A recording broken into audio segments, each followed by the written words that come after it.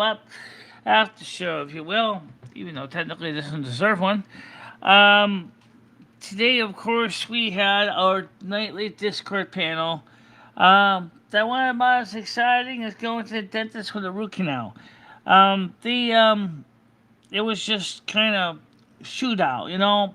It was okay, I guess. I'm just gonna pull the screen button so I can pull up the chat because that way I can launch the chat and launch the stats, and then I can talk to you at the same time. Um, okay, there we go. So I get name auto taming. I would start. People should be here. You're live. Okay, but I don't see any chatters yet.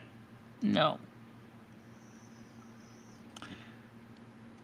Okay, so first of all, for those of you who probably haven't figured it out already, I had a little um, edible a little while ago, and it was about 12 milligrams, 12.5 milligrams, because I had to split it in half because originally it was 25. So um, that's the reason why it's just kind of weird because like I don't understand this. Where's everybody? I have no idea. Did you announce the stream? Of course not. Oh, it's got 1 hour 4. I don't know. All right, so yes, I have had an edible earlier today on the other show, and I didn't have one since, but I'm here, so I'm just making sure this thing's set so people can talk like they do on the other show. Live chat. Okay, turn that on. Go to edit settings. Okay, turn on customization. Live chat replay. I want that on. Anyone? Yes, you can all talk. And also monetization is off. I gotta turn that on. Okay. And then we got the basic details. Make sure that it's set for public. It is. But you don't have it in the playlist yet. I'll put it in the playlist now. Might as well not forget. Um, and you also have to let know it's not AI stuff. No, it's not. Um, so, so save that. Yep. Okay, so we got 3 so far. Hi, Parasol. How you doing? So, for those of you who wondered, like, why was tonight's show kind of slow on Discord? I'm not really sure why it was slow on the Discord, but it was slow on the Discord. Okay. The other thing was that we did have a few interesting people, but no new people came into the Discord yet. The link is up there, guys. You guys can join if you want, and if you don't have it, which most of you do, I think by now. Here's the stuff we normally post on the show, and that's what we normally talk about. So why don't I just pin up the Discord link so if you haven't joined the Discord, you can check us out. And wait a minute, go to the pin message. Thank you. Um, so right now I don't see any questions coming in, but I see we have about 4 watching right now. We were up to 8, and so I guess for something that was an impromptu stream, I guess that's not uncommon. It's a stupid portrait format. Yeah. Oh, so I wonder if somebody in chat is getting messed up or something. Well, let me see. Right now it matches up with the other chat. Okay, so um, so Bellular and another channel on YouTube confirmed that for many channels the number of views have gone down 50%.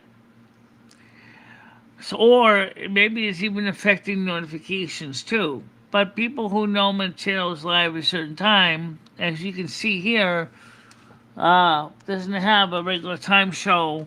Only at 9, and the earlier channel we're up to 20, 23, 23. But don't forget the other show was also announced on multiple platforms, and so people had an idea what's going on.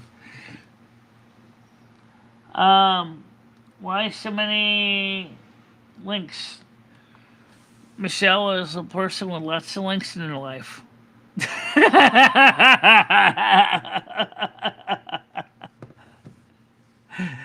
That's very true. You got your playlist. You got my donation link. You got the Discord link. You got the web store link. You got the official Discord link. It's just a lot of stuff. Well, you do spread them out because normally Nightbot runs too, but um, I don't know if we're gonna have that many people on right now. Just the fact is that I had been, um, I played my violin yesterday. I played it on my earlier show. I don't think the panel could hear it. The people on YouTube could, but the panel probably couldn't. Well, I got a zoomed out button.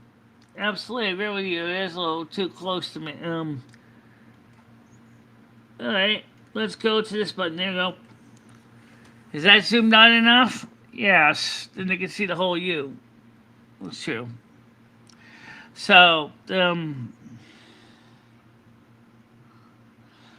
unfortunately, I can't really see. The problem is with portrait streams is you're gonna end up like the shot Michelle showed you a little while ago, like this one. That's why it's called portrait. The problem is that my camera doesn't go further back. Oh, okay. Uh, okay, there you go. Oh, no, no, no. Okay. I got a loose connection on the camera to watch out for that. So that's portrait. This is what portrait was for. Think of the Mona Lisa, right?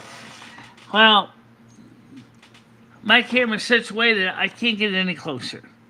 Okay? And that's the reason why we are set the way we are, because my eyesight, and the fact is that we can't get the camera any closer to me. So I figured instead of trying to explain that, we'll just, yeah, you know,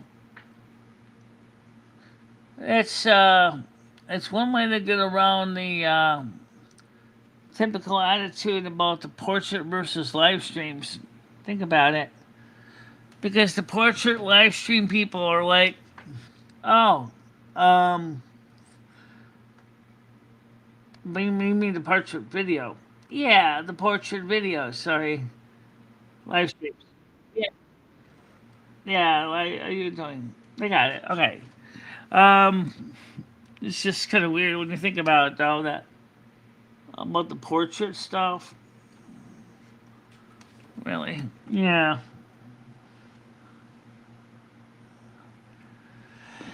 So, um, as you can tell, that little gummy antibody is already starting to kick in. So, why don't I make this quick?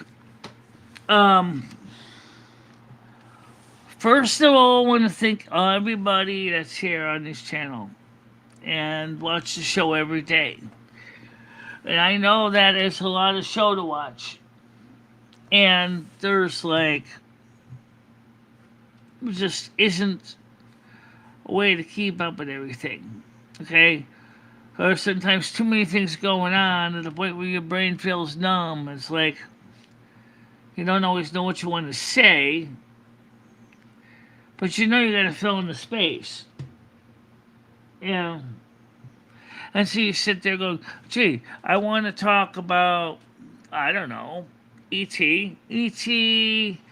I want to talk about, you know, uh, happy lives, which is a great topic. But the sad truth is that um, it doesn't always work that way. Because when you get the camera, even if you have a script in your hand, which I don't use scripts because of my eyesight. Here, all of a sudden, you're in a live panel, and all of a sudden, the whole topic can totally shift from what you know to originally were about. But for chat, that's fine. But when you start getting into like want to just present papers or news articles, sometimes it makes it harder to read. Yep. I think you can lower the camera down a little bit more to your face. Yep. Okay. So that's the reality of I'm gonna pick it up just a tiny bit. All right. That's the reality of what's going on on my channel. Is the fact is it's always making content, but the problem I'm having is I'm always making content. I run out of a lot of topics to cover, and like I said, advice is kind of like everybody's got it. You're trying to find a way to put some of the advice to work without violating the terms of service, and it gets tricky. You may not be so successful, but you want to be successful. You know what I'm saying? But then again, especially if the platform you're on is paying you money, and advertising and super chat, super sticker, super thanks, memberships, you don't want to upset your main source of income either. So you're sitting there trying to go. I've seen channels that are trying to cover legitimate news stories get thrown off of YouTube for a variety of reasons that may not be so clear to them. And that's what makes it kind of hard. Because you want to make good content. You're already focusing on that. You're dreaming about it. You're saying to yourself, dang it, gee, I want to make great content today. And that's great, and you want to. So you go out on YouTube and you're saying to yourselves, I want to make good content today. But then you see a news article that you might want to cover and only realize, one, you're going to potentially copyright if you bring up the original content into your video. Number two, embedding in how you present the information in the story, you could be cited for graphic violence issues in terms of service or anything that's graphic. So you got to censor out that, you got to blur that out, which is fine if you remember to do so, because on the live stream, you may not exactly have thought about that ahead of time. And the other thing is, too, is that there's 1 million eyeballs out there watching YouTube every day, if not more, actively watching it. If you think that you're one of 1 million channels, actually more like 1 in 10, or maybe 1 in 100, out of the millions of YouTubers that are streaming simultaneously is going to get much of new viewerships, it's hard to grow a channel like that. Just to tell you that straight out. Because when you try to grow a channel like that, what happens is everybody else is doing the same thing you are. So you're just another one of the many voices out there saying about the same topic. Viewers need to be given things that are new and exciting and invigorating and fresh. It's something that resonates to their interests. Gaming channels are starting to suck, for example. So gaming channels are not doing as well. And there's a couple of reasons why. Number one, the games themselves have all been homogenized down to a common theme. And nowadays, so many of them for your phone and some computer games have got a paywall you gotta pay just to play. Okay? In the case of Blizzard, for example, World of Warcraft, and many other games, it's server based. You got a client, they have the server. They're serving you, the client. Okay? And the problem is that content ain't free because it costs money for all equipment. So they decide that they're going to charge you a monthly access to the server, and that's really what it is. You're paying for monthly access to that server. $15 US. I think that's about what I'm paying. Was paying when I was on it, and then you are going to also be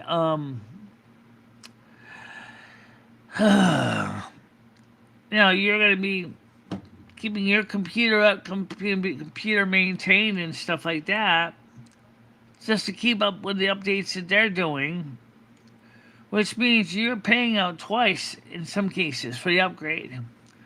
The new game update and the new computer upgrade, the same video cards and processors. So, what do you gain? Nothing. But then what do you gain if you buy the game? So let's talk about that. Let's say you buy a game outright. Depending on the game, depending on the status, um, the game may have unlimited upgrades or sometimes within a version upgrade. Um, and of course, you're paying to support the game producer for making the game.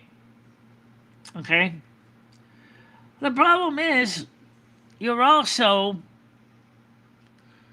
realize that you're paying for the keeping the computers running that make the game work. How you doing?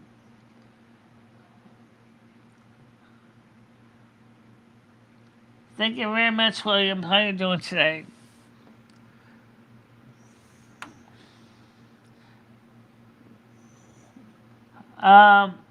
Everyone, don't forget to hit that like. Okay, thank you. Um, so another thing too is with the gaming channels that's killing them is the obvious. Gaming channels, well, they're not all that fun to watch as a player, as a viewer. They're games you meant to interact as a player. Okay. So after all, you see them going on quest after quest, monster after monster, mob after mob, for example, in an MMORPG. Yet you're probably saying to yourself, "Oh, that's easy to hit, that's easy to hit," but then you don't play it. After a while, you're watching it over and over again. You're saying this game sucks because you're just watching it.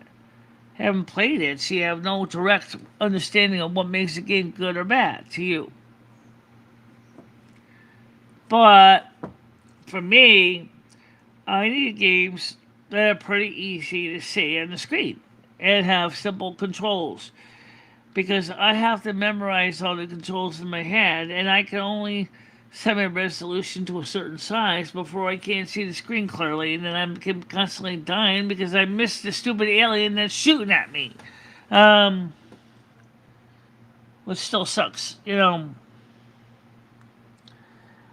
Um, it's just It's just bizarre, honestly. Or when you have first person shooter games, it's the same way, right? You're going ahead, your quest is to kill the bad guys. So you're killing the bad guys, the bad guys are going to try to kill you. What's the difference between that and, say, a game like World of Warcraft? Well, for the most part, and you could say it's kind of true in both games, in some cases it's a proximity effect. That's why people decide or start shooting at you more mobs come running out at you, right? Or it's because you got too close to the mob in the first place, or at least their sight line, right? At the same time, you got all these viewers seeing all this, and they're going, "Oh, this is lame. This is boring." I love to see them try to do that in real life, or even in the game. When you're trying to basically outrun a mob that's constantly hitting you and causing your health points to go through the friggin' floor.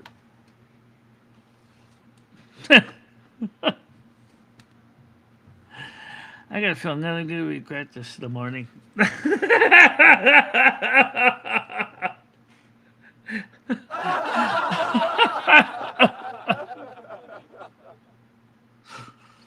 Let me guess why. It was just like my birthday party last year. Yep.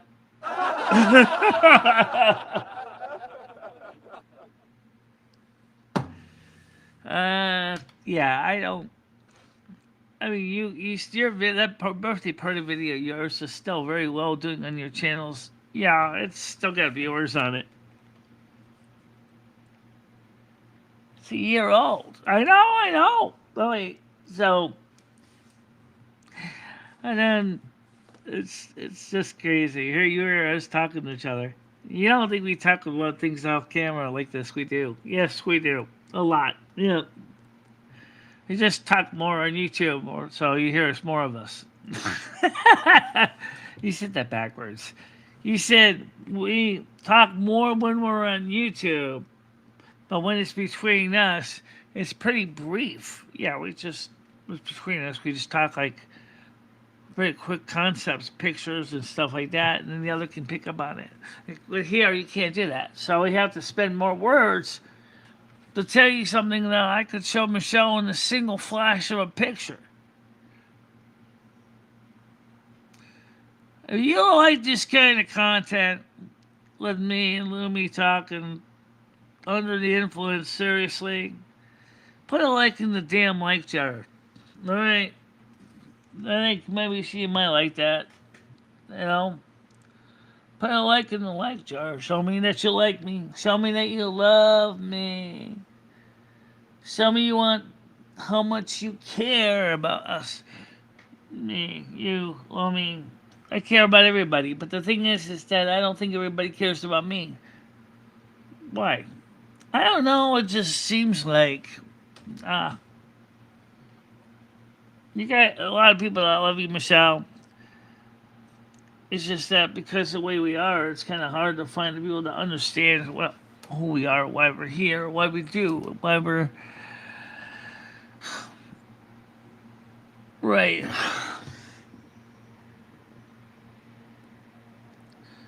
You know, we use this software because the stupid YouTube app for portrait streams, the piece of doggy doo doo, right?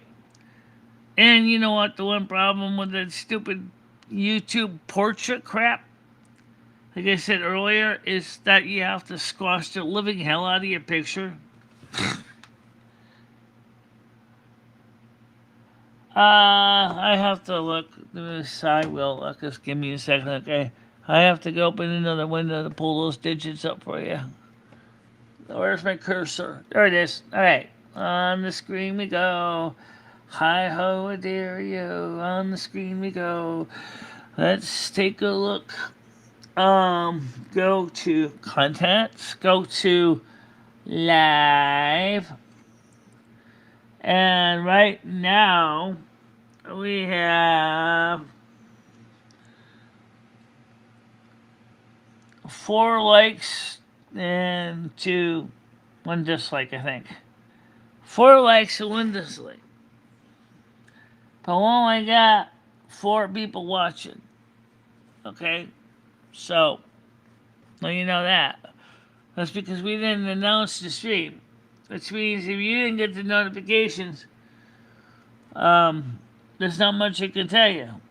Really. It's really weird because the other stream from earlier, right, had 146 views and 13 likes. So there's no comments, and the last time I just told it to you, you stupid piece of crap. Yeah, it's just says no. Always talking about chat comments. No, it's not. You know what I'm talking about? Yeah, videos that are added after the show is over. Said there was only one, but there was only 5 likes. You know, uh, a lot of people think being a YouTube content creator is easy. I'm gonna tell you right now. The amount of time I put into the show every day, amount of just waking up early in the morning and just getting up and doing the show, and then after show doing maintenance, verifying subscribers, um, and also making sure that your video meets YouTube's terms of service. So you gotta do that too. Then you gotta read all the emails, all the comments among all your social media platform sites. It's just a lot of stuff to do. Never mind technical problems too, if you have any. How you doing, Parcel Mona? Welcome back.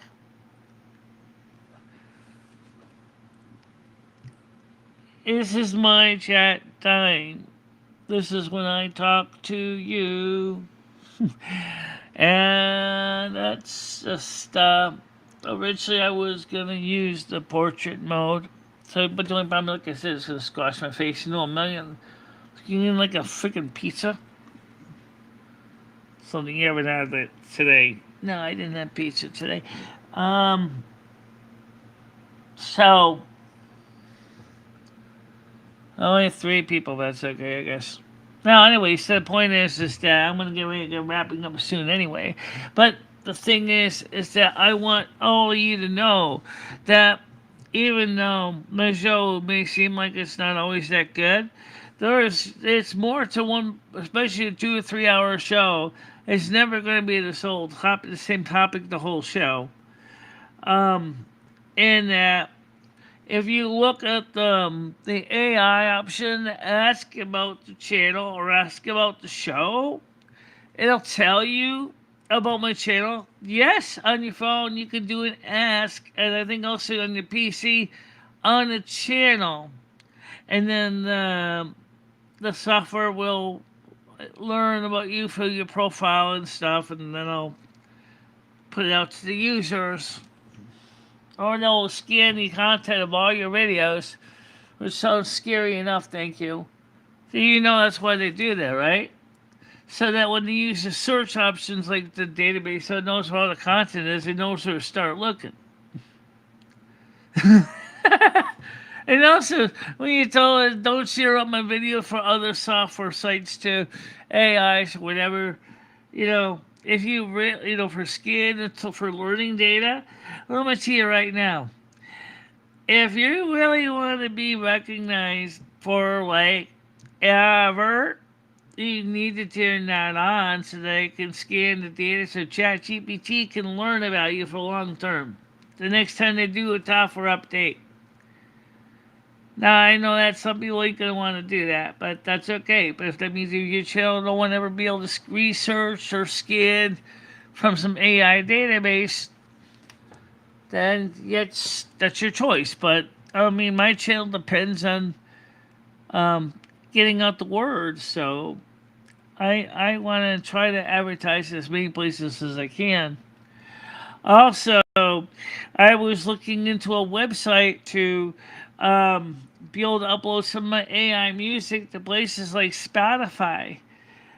Now, I know that my music ain't exactly the most fun, perfect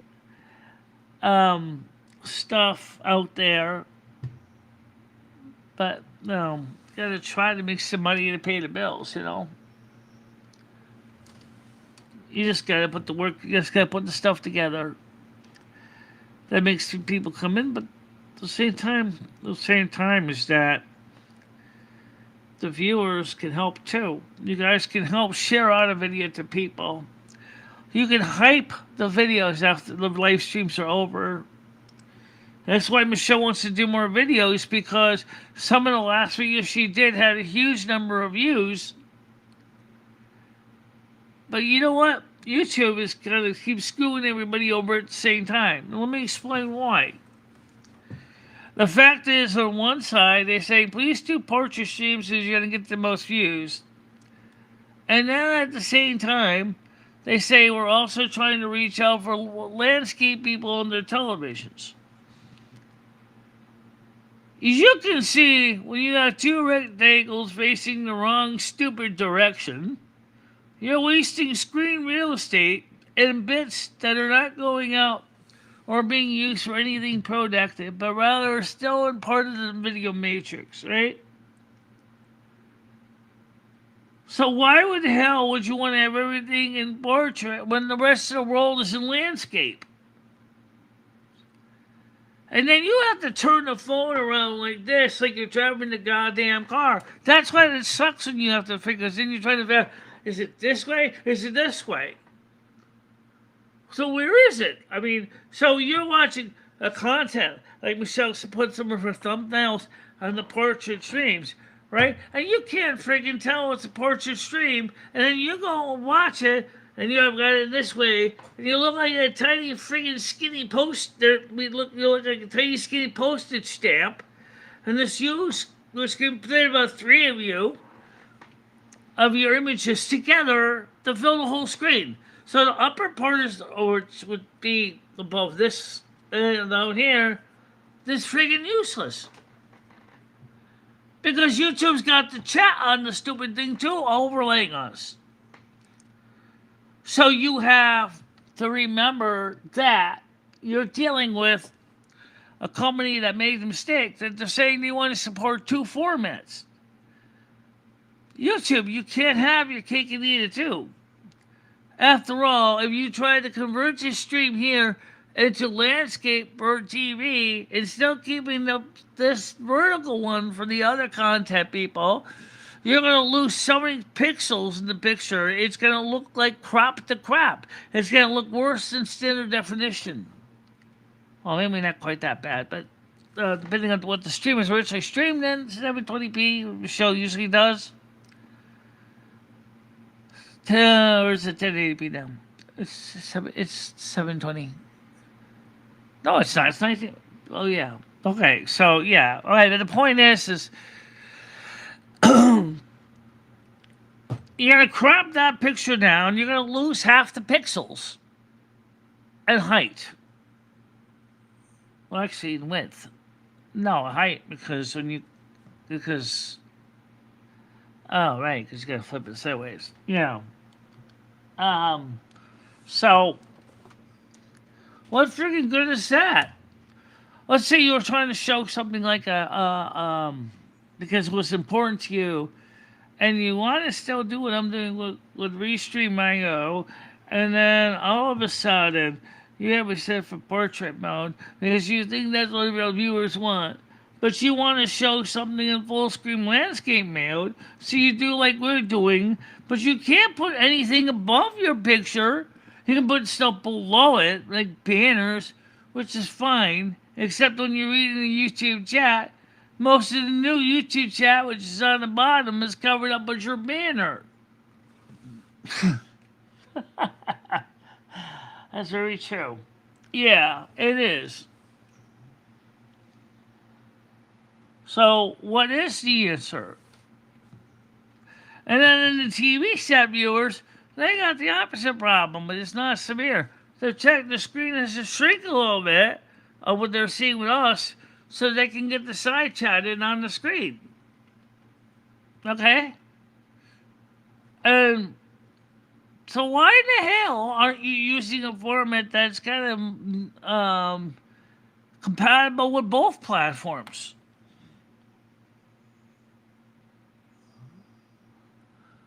That's a good question. I don't know why they didn't do that.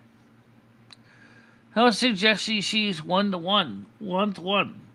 Right. So on a 2-inch phone, that'll be we're talking about are we talking about length or width? That's a good question because it's 16:9 aspect ratio. Oh. Okay, yeah, that would kind of change things a little bit because you're going to be losing pixels. You're going to be chopping off pixels from the top. So that means that 1080p is going to be cut in third, the full scale. So what's 1920 divided by 3? Oh my God, 9. Uh, let's see, 1920 divided by 3. Um, you got a calculator on you? I do. Um, and when on the computer, it's true. So let's just take a look at that number real quick here, okay? So in order to take a picture like this, where's me? Right here. I got it.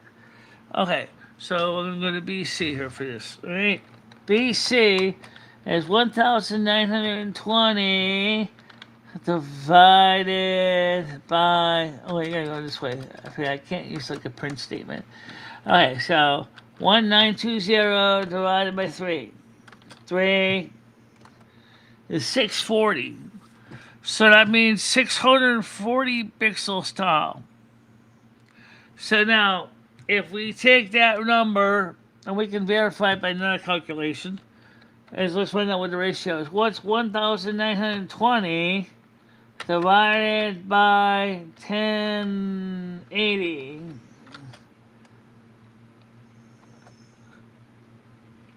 Did you set the decimal point on that?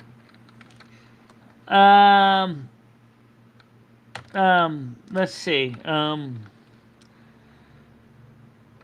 do you do that? I don't remember how you specify the number of digits. Is it scale? Is it? I don't know. All I know is just that you take that 1920 divided by 3, and it's going to give you a ratio of something like 1 or 0.75.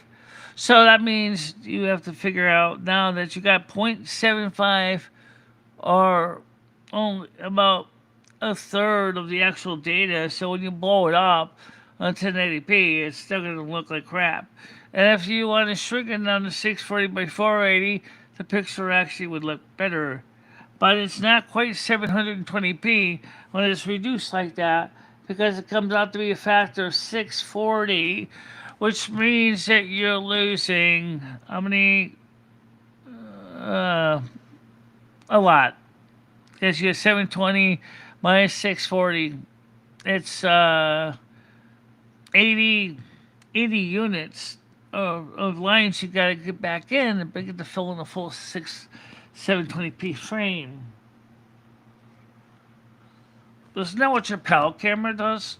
Because there's a taller screen that you could use it in PAL mode.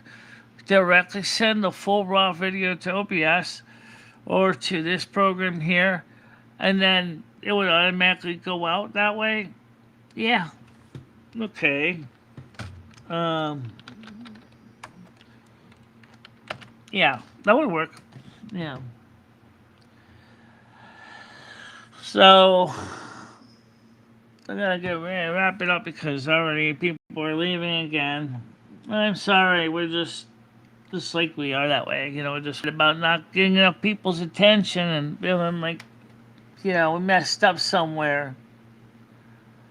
And by the way, I'm sorry also this software went to 720p. So you take 720p and divided by 3, the resolution is less than 240p. And that's kind of sucks because 720p is double VHS 480, or actually 520, 527 in America. And then you got the going to standard 240p screen would be about what 720 would be divided by 3. Yeah, that's true. It is kind of a weird number. It is. And then you gotta figure out how I'm gonna pad it in. That's true. I'm sorry. Yeah, it's okay. Anyway, so that's kind of what this after show is like, was just to show you that we still want you guys to be part of the show. And Michelle does, I do. And I'm gonna be live tomorrow at 3 o'clock. Michelle will be doing Silver Moon tomorrow night on Kick at 7 o'clock Eastern time. And so that's what I was gonna say was that I'm sorry if the shows don't always agree with you and stuff. But Michelle, your show's not bad. I don't think I'm doing enough. Well, the problem is you can do a lot, honey. But the problem is if you go ahead and you decide to, you know, do something that is unacceptable to YouTube, you're gonna basically turning your YouTube channel into a godforsaken mess. Um, and if that one doesn't make sense to some people, I don't know what does. But the thing is that Michelle and I both were working hard on our channels and just finding ourselves like wondering why we're such small channels and we can't really grow as fast as some of the other YouTuber channels. What they call the stars. Just remember the one thing about stars. They're like your fireworks. They go up there, they go wow, they only go so high, and they come back to the ground as burnt out husks. That's what happens to stars on YouTube too. If it's a steady growth on YouTube, depending on the rate of acceleration, it's still gonna be like you might get like 2, 3, 4, 5 views in a single week, or maybe 5 to 10 views in about an hour. I mean, in about 10 minutes or 5 minutes. It's really hard. What about the fact that they keep pushing the shorts thing? I am so sick of shorts. YouTube, do me a viewer quite favor. Please get rid of the shorts because I absolutely hate them. Okay? I hate them as a content creator because I have to deal with whole multiple camera angles, separate angles, different aspect ratios, and it drives me crazy. As a viewer, I hate it because the stupid little short show right smack up in the middle when I'm looking for long form content.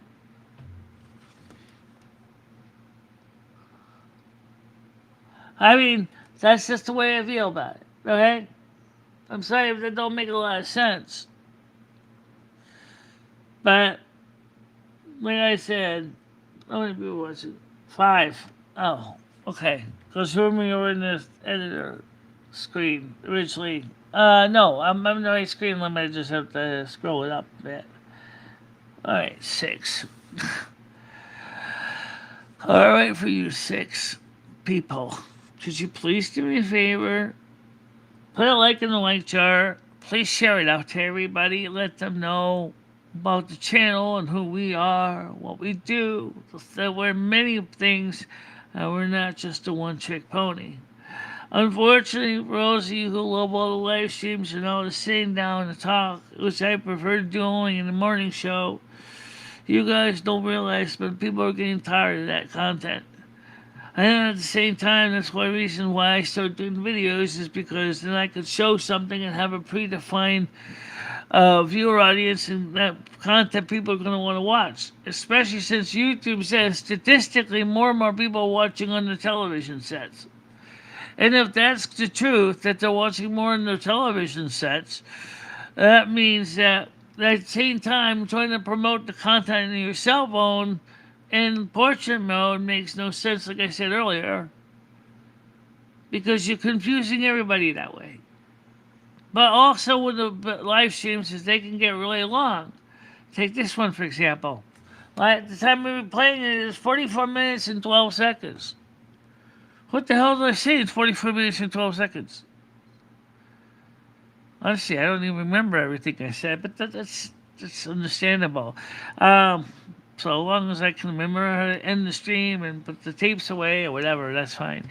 But the thing is that for content creators, YouTube, first of all, One, it doesn't pay a lot of money in monetization if you're monetized.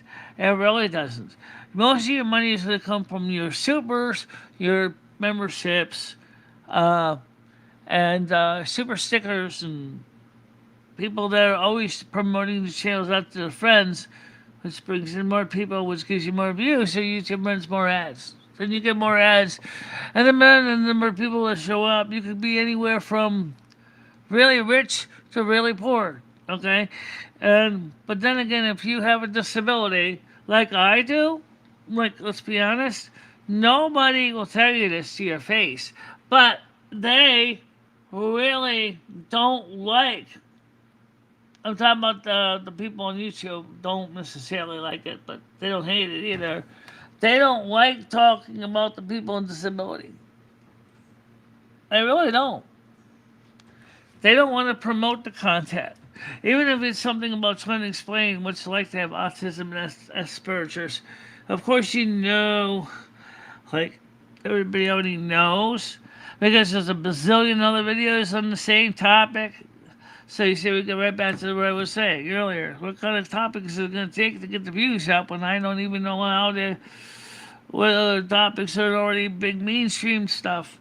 Violin video when I feature my violin does okay. By the way, I am practicing that more and getting a little more control of my bow, which is important. But it's just an example of what I call the let's talk about the reality feeling.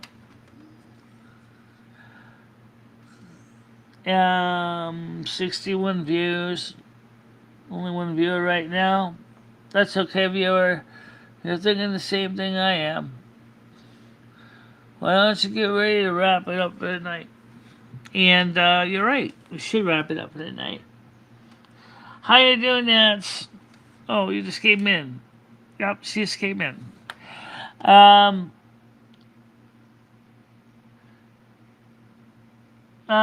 yeah, yeah. The 25 milligram ones, but I broke that one in half. So hopefully got about 12.5. Of course, it wasn't a very scientifically nicely sliced bite, but it still tasted like crap. Yeah, it still tasted like crap. Um, so, what do you think's going to happen to Cello Theater after you get the room? After we get the room, well, get the room, you have to check in at 3. Oh, wait, he's leaving for theater in the morning. Okay, about,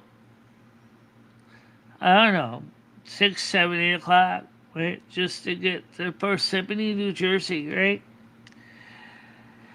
And if we go for the Red Robin Motel, it's gonna cost. Their check-in time is at 3 o'clock. So does that mean that we're gonna go to the Chiller Theater first, and then come back to the room when check-in time is at 3 o'clock, and then maybe later go back out again to the It's getting confusing. Hey, Gidgy, how you doing? Yeah, I think they're in Discord. No, actually, we ended the panel already. I'm not in Discord right now.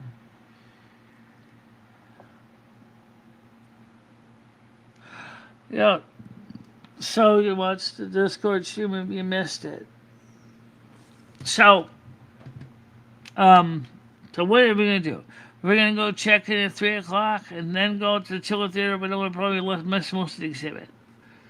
Or we're gonna go there in the morning when we get there, hopefully early bird, and try to get the vendor tables, and then say, um, quickly go back to the Red Rose, get the key card and the room reserved, and then because they already have your reservation to pick up, so you just have to just pick it up. With me, obviously, because it'll be in my name. And then do we then go back to Chiller Theater and try to catch up with what's going on until they close for the day? That's the question. No, right now we're not on Discord Nets. Sure, you already said that earlier. Yeah. No, I this is not on Discord. I just wanted to kind of do an after show, and that's kind of what happened. How this worked out like this, and so I came up here and I just started talking about some of the different stuff, and then we talked about aspect ratio, screen size, explaining why if YouTube is smart, they just make it pick up and decide what kind of portrait format they're going to stick with, instead of leaving us basically beating our heads against the wall when we have a screen that's the wrong proportion. Look at this video, for example. I'm streaming a portrait panel with a landscape screen. Okay? It totally don't fit. I'm only using a third of the screen. So, there's nothing on the top or the bottom of the screen. Because put me on something on the top would be great. Something on the bottom would be great, except the people on YouTube that are talking, your chat is overlaying the screen. So you can't really see it. And then you're like, well, gee, I thought I was being seen. And then you realize, oh, wait a minute, my comment was against a white top. Of course, Michelle couldn't see her topics comment. She couldn't see the stupid white on top of the white. That's the reason why sometimes it's easier to leave a black area below. Then your chat, your comments to show up in that black area of the screen, and people can finally read it.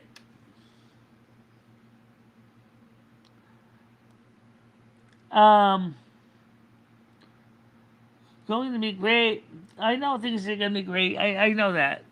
I know you. There's a couple messages up. Um, so you know, yeah. I mean, we have the tickets coming. They said they're going to mail them out 3 weeks before the event, which means near the beginning of October. So if I can get the Red Rose Inn room, we'll be all set, and then we can go ahead and have a place to sleep. Because even those agree that it'd be better. It's not too crazily expensive. But I mean, now you're getting more viewers on now. Yeah, I know. Yeah, I see that. Um, so it's just interesting because I because you thought you were gonna get ready to wrap it up, and you're still talking with me, and they know you're talking about me. Yeah. How about a donation for Michelle's birthday, guys, or something? It's Michelle's birthday. For another hour and a half, hour and 24 minutes. No, whatever. You know what I mean.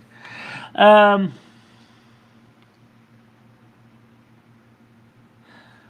I can see why some people would like to set up the streaming this right now is because of two reasons. Number one, on some phones, I know iPhone can, I think Android can too, is you can flip the screen sideways and zoom out, but you're only really mixing about 360p to 240p resolution because the screen has been chopped to crap, and that's not avoidable, you know. But on the phone, you probably wouldn't notice it anyway. So,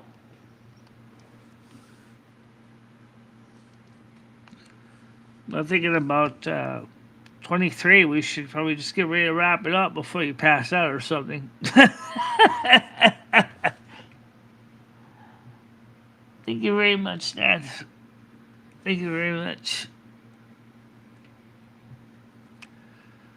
So now, as far as YouTube goes, you know, there's one thing you can do with your stupid app, and I'm not going to ask myself it's stupid. Because I'm sorry, but your app on your phone really is stupid. Do you want to know why YouTube is stupid? Because the fact is you can't remember any of my settings. Or every time I want to do a landscape stream, your stupid software treats like I'm trying to launch an intercontinental ballistic missile when I just want to stream a landscape. Why do you have to be like that? And why are you listening to us, the video shooters, with our video? If we want to be in portrait, we want to be in portrait. We want to be in landscape, we should be in landscape. And we should be given the same ability to be seen in the algorithm. Why can't I think they would do, Michelle? But no, why can't they do what they do with the stored portraits on the phone or live streams or not? And you're just flicking up the screen and you don't have to worry about, oh, these are shorts, these are long. Just keep it simple, okay? You should be making it too damn complicated for everybody. Even me. I have to try to figure out every time you come up with a new setting where to find the setting controls to set it. Thanks, Nats. Fine, you're lucky. But I mean, for me, I want the app sucks. Do you want to talk about real issues, real showstoppers? If your show, for whatever reason, because of cellular network connection or whatever, on your live stream and mobile gets cut off, and started immediately trying to figure out where to resume the damn thing, they dropped the whole stream key, and then you're sitting at nothing but a dead black audience. That's not even there because they decided that your stream was over and didn't simply go back to the YouTube app and go, hey, still need to stream because I'm still live. Because they took that feature out. There used to be a resume feature. It's gone now. Okay? So when the thing drops your stream like a hot turd on a hot day, you know what? Here's why. Because they decided that you don't need the resume feature. And it's true if you're not looking at your phone screen, i.e., you're driving a car, you should be focusing on the road, not the screen of your phone. And what they probably saying is you wouldn't see it anyway. Then set your software to automatically resume or retry. I mean, I will be set up that way. There's no reason why YouTube you couldn't have added that. Unless, rightfully so, you're afraid about stream saturation of the IP address. Because there's only so many available response channels. Which is probably why you took it out in the first place. Because you realize that. If you were to try to set for automatic and the cell person's cell phone site is terrible, worse than 2 strings in a can, or 2 cans in a string, man, party line, meaning basically strings tied to strings. Think about how annoying that is. You didn't know your stream ended. They didn't tell you. You're still talking up your ass about everything, and they don't know the stream ended. Because the app didn't say anything. It's over. Joe, your stream is ended. You have to restart it. Not that I would say Joe would be royally PO'd in the first place. That would be at least a little more heads up. Things ain't normal, buddy. Better fix it.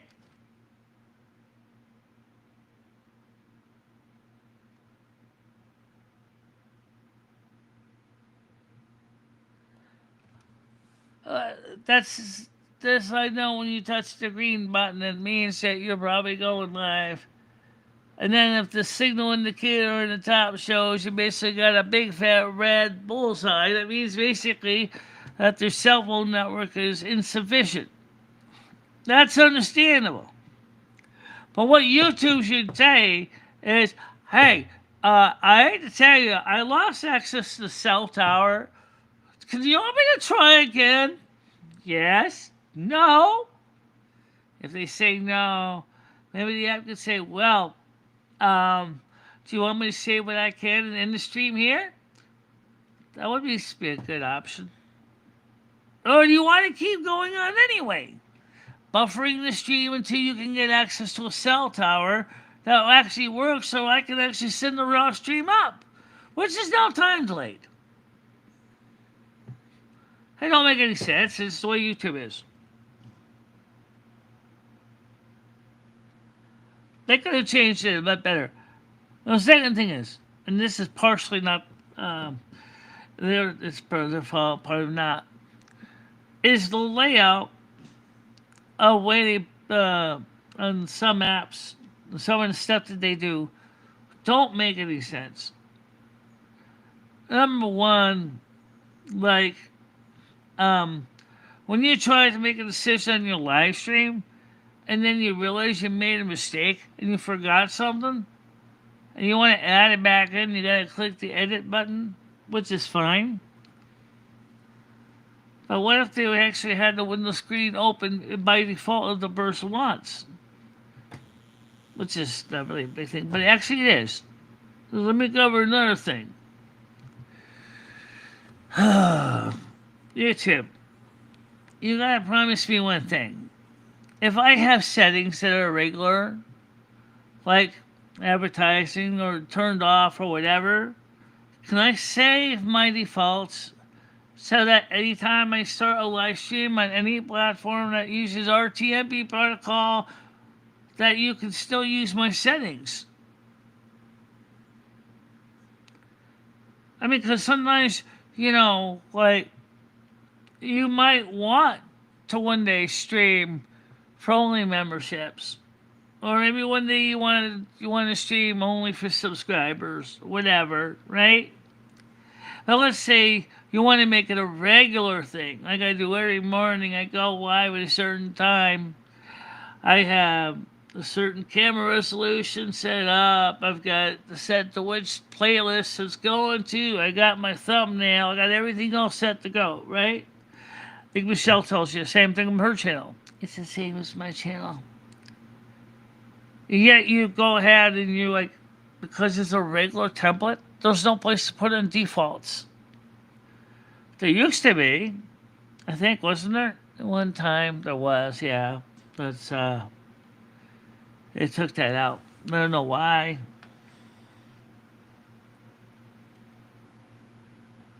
Yeah. Well, I'm gonna go to bed too. I hope this will get some views, even though I don't remember everything we covered. You did all the friggin' talking, Again. You're gonna have a stage my birthday again next year? Sorry. Uh, so, that's about it. I don't have any more to say. Um, uh, just to say that I hope you had a good week, and you heard me playing the violin. You could hear I got a little bit better at it, and I was trying to play what I was working on with the song earlier, and I think I kind of got it.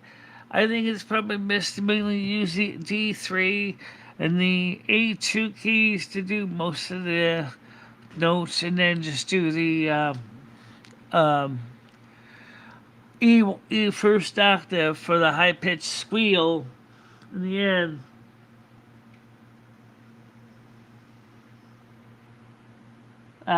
That's between you and her, buddy. You have to figure it out if it yeah, so let me take over my show again. Except you recovered. I recovered. Yes, I did. Because when you were drunk, you basically passed out. You never got up again until about 3 in the morning. You wonder what the hell happened. That's true. So I ended up like, um, it's just really weird when you think about it, though. 8 viewers, 80 views, 2 minutes, 16 seconds. 10 likes. I guess they liked it when you're stupid, huh? I'm sorry. What about when you're live? I never. You're live now, right? Yeah. Um, I know we're live now. So you know what I'm gonna tell you, right? So say you never been stupid on camera.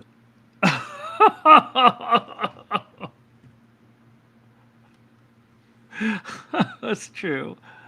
Oh God, it's just really weird because like normally like um the show is always this prim and proper, perfect Virgo, constantly coming up with all these stream plans, things, these big things in her head, and then next thing you know, takes a chance to do a live stream when she's talking bullshit. Let's be honest, Michelle. It's what happened. You came over here to do kind of like a, uh, almost like an apology for what happened last night in the Discord, which really wasn't that bad. And then she's like, "Oh, I was just gonna explain to people what's happening. We know what's happening, honey. We're not stupid." The fact of the matter is, and then she said she takes half of it. 25 milligram edible, which is about 12.5 milligram each that, which normally she takes a 10. And the only thing is we can't find those horrible mango cinnamon flavored things, so it makes Michelle hurl when she eats those. And then so we took a raspberry blue was it raspberry vanilla? Oh, 25 milligram. And so she ate that, and then she's like feeling now, kind of where she feels like usually by 11 o'clock at night, 11:30 ish. Now, so it is still not exactly even the dosage. I mean, the division of the dosage. That's true. It isn't wasn't because you didn't use an exact cutting device to cut down to the micromillimeters or micrometers. You know, you just I just ripped it in half with my hands. So you might have gotten more than 25. You may have got more than 15. It's possible. No. Uh, I have. I'm on the 25 milligram package now. Yeah, I don't know where the mango cinnamon ones are, but we're weaker at 10. So the point is that I'm using something that's much stronger. So I figured that if I basically tear it in half because I got it from somebody as a gift, it would work for me. Well, it's just like some people say, "Oh, let's just cut this aspirin or this tablet in half." Well, just like that, you can't always get a guaranteed cut. So you end up basically getting maybe one a little more doses, one dose, and the other one inside you're not going to get anything.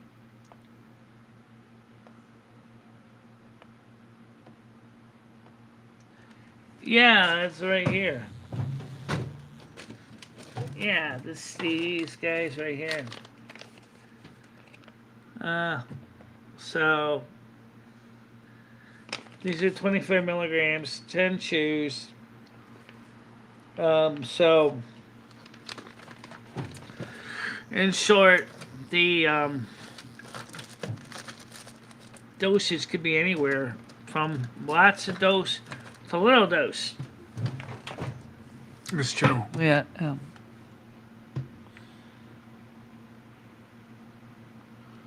Yeah.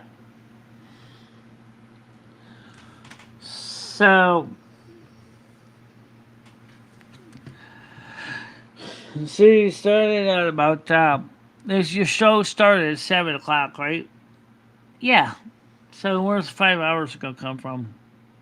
I think he was talking about the morning show. Oh, yes, earlier, like 3 hours ago. He said not five. Right. I took it about 9 o'clock. 8:30. 8:30. So what's good, Nats? You can go back and watch it.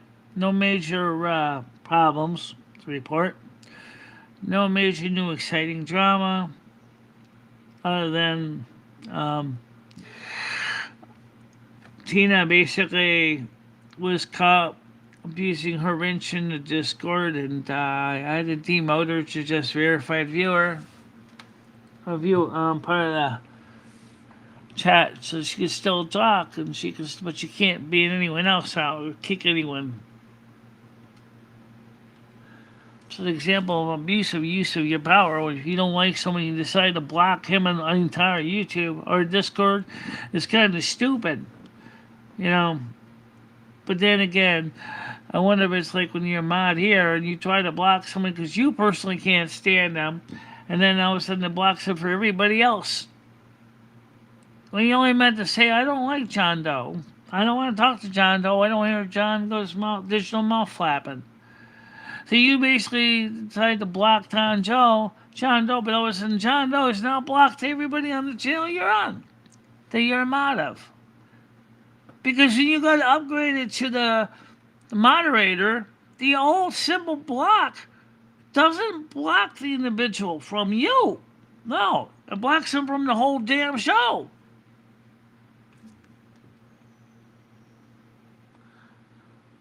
Yeah. I mean, that's the thing to keep in mind when you think about that, right? But the thing is that, like I said, in that case, it's YouTube itself that made it confusing. Because what they should say is when you block somebody, it should be very clear what kind of block it is so they don't hit the wrong block option.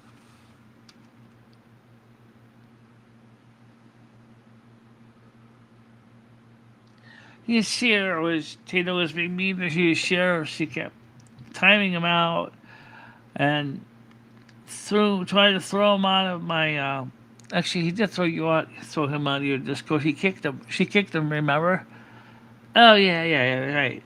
So after I unblocked his share and I let him come back, I realized that she was probably going ahead and didn't realize that there's how much sadness can cause for me. So I timed her out for about 30 minutes, or maybe a little more than 30 minutes. And then before I re-enabled her, I made sure her just to set the regular verified viewer.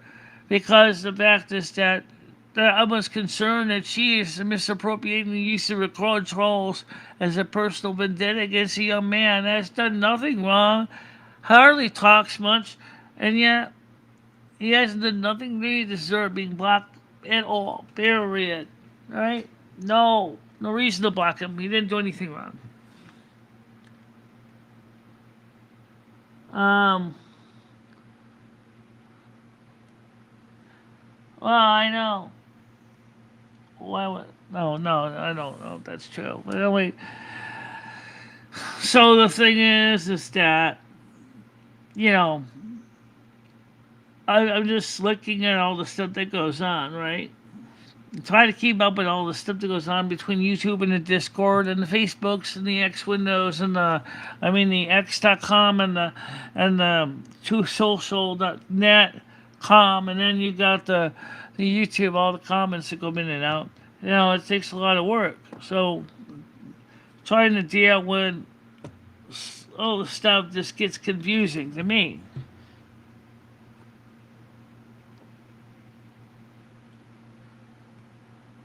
I mean, I can't even verify your comment. Skunk hunt. I really can't. Because, I mean, I don't necessarily hate anybody, and I don't want to time out people.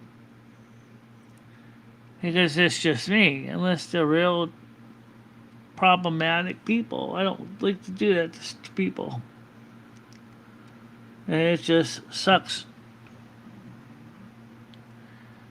Thank you very much, Naz. So the I just don't know how I'm gonna grow a channel when I don't even know how I can grow a channel without violating the stupid terms of service. I'm sorry, YouTube, but sometimes your terms of service is a little bit too heavy. You're loosening up now, but then you're throwing all the stupid advertisements on top of everything. Don't you realize that a little bit of niceness goes a long way? Does every video have to have a million ads? I know you want people to buy more of your premium package, which I bought, right? But the truth of the matter is, you could get maybe more people to at least watch your content and your videos if you would do me a favor, and I think a lot of us would like the same thing, is stop acting like you're trying to make a dime out of us every 5 seconds by showing ads and videos. I'm talking about if you set the automatic ads on. If you set your own on, even then YouTube is like, hey, there's just too much advertisement here, there's too much stuff here. Oh yeah, that's interesting. Are you using that on your own system when you're doing the live streams? Are you telling me, oh wait a minute, I'm a little confused because there's too many people talking, so I don't know how to properly translate, so I'm going to basically mark the stream as lousy. I mean, it gets confusing now when you got captions that sound like scrambled eggs. And I have seen that a lot of times. And I bet you anything, if you want the closed captions on this stream when it's done, you're going to probably hear the same thing on this stream. It doesn't necessarily make a lot of sense to everybody, does it?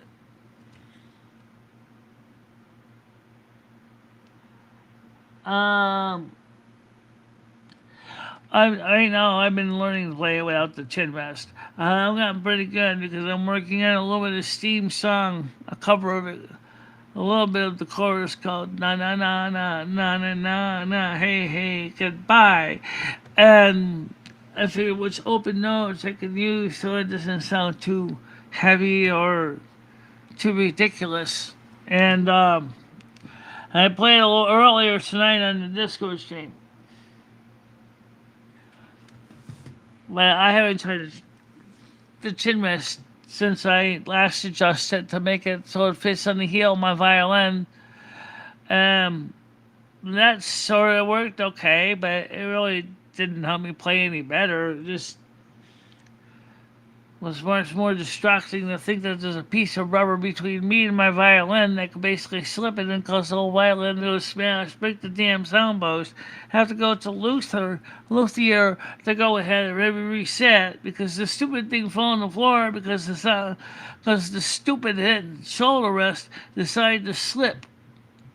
You're lucky if it doesn't damage the body of the violin, depending on what you're falling on. If you're on wood floor, you might be lucky. But if you're on concrete, you might as well go ahead, call the digital or violin undertaker. Because that thing is going to be scratched and scuffed and cracked open and sound post found. It's going to look like Leroy Brown with a couple pieces gone.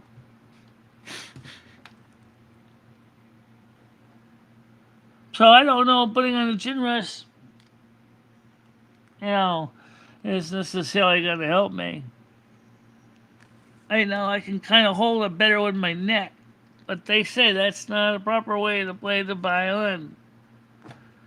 Well, fine, but I have to do it the way I gotta do it. Yeah, you gotta do it the way you gotta do it.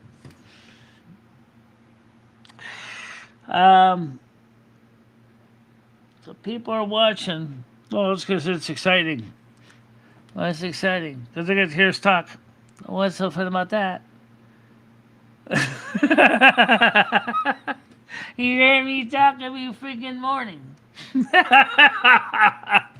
That's true, you do. Like I said, it's just kind of weird. What time is it? I have no idea. Oh, it says 11:02. What time do we end this other stream? I don't know. You tell me. 1 hour and 18 minutes. 1 hour 20 minutes. 1 hour 20 minutes ago. Very interesting. I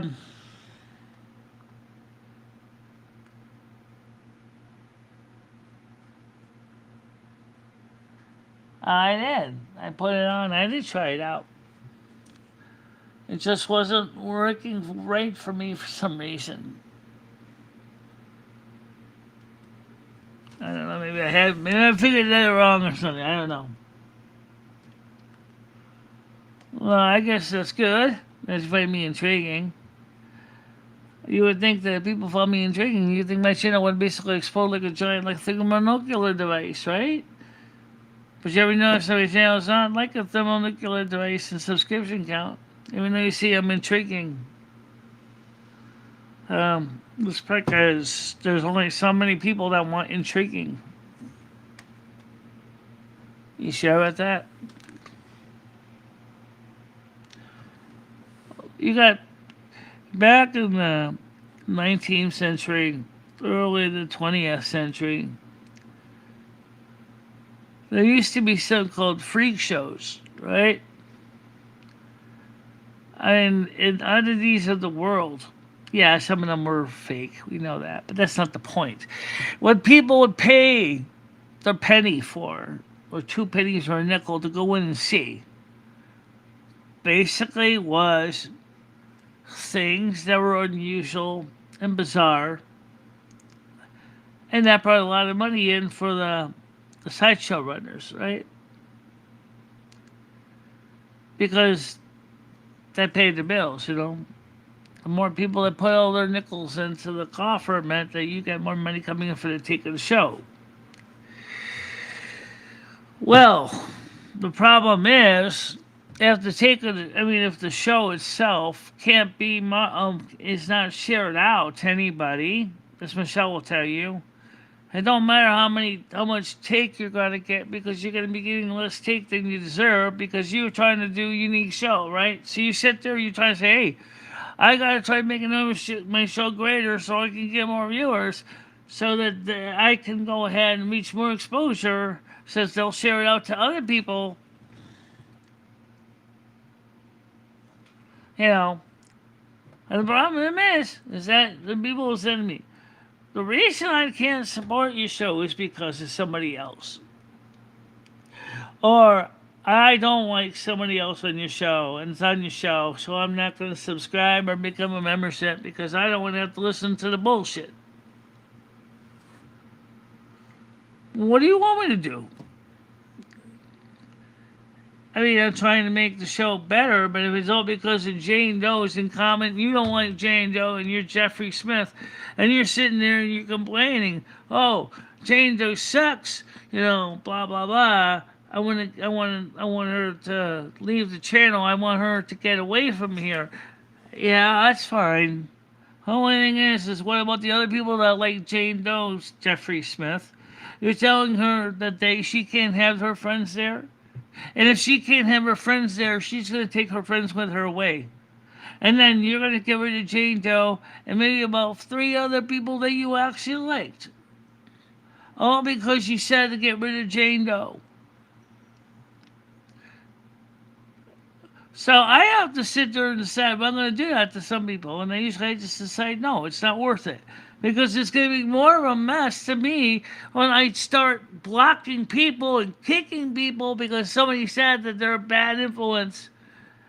And then you kick them, and then all of a sudden you realize you just kicked them on 30 of your audience.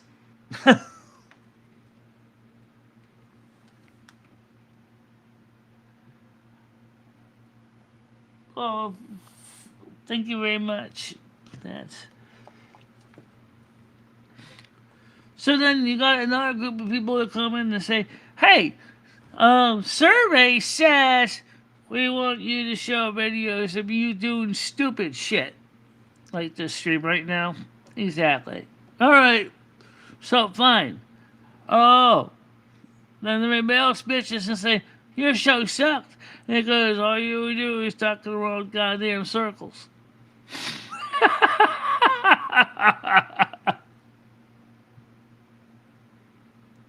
That's right, show. So then you sit there and go, okay, then what do you want? Oh, come up with something exciting. I can't drive, so I'm not always going to be able to go out and go to someplace exciting. And where I could go that's exciting, I can't show on YouTube because it's in the boudoir. You know what I'm saying? So, forget that.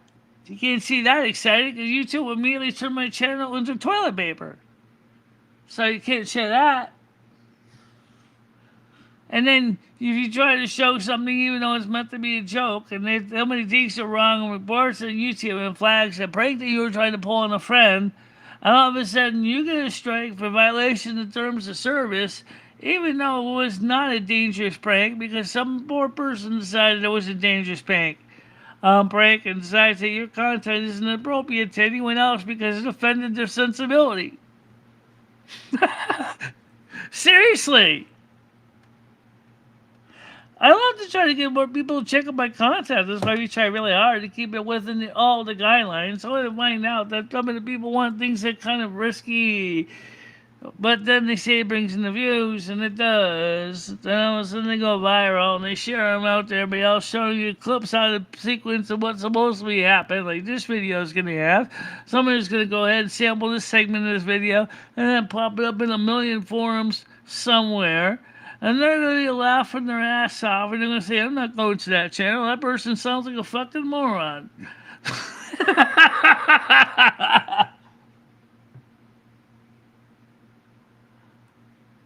I know. Yeah, Nats, I know.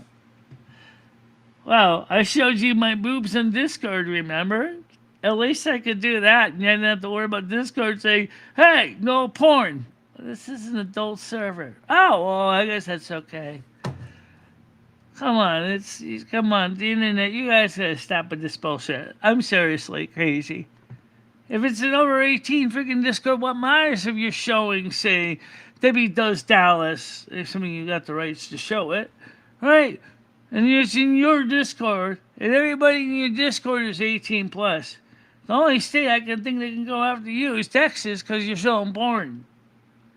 But you're not in Texas, so you don't have to worry about you're in Connecticut now, do you? Because Connecticut says 18-year-olds can watch porn.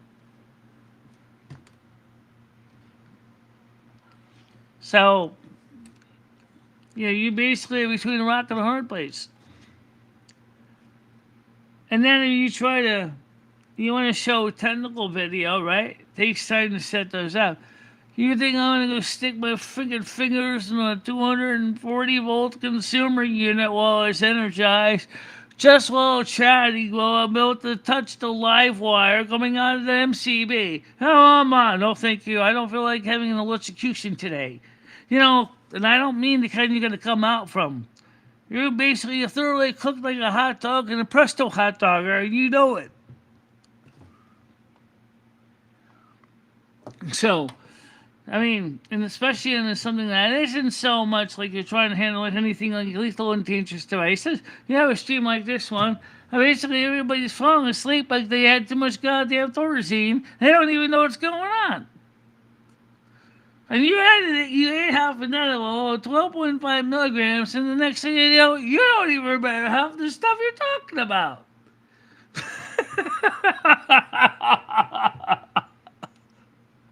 All of a sudden, some son of a blood decides to strike your video, and then you go, what for? Oh, you're showing illicit drug use. It's legal in the state of Connecticut. Give me a break.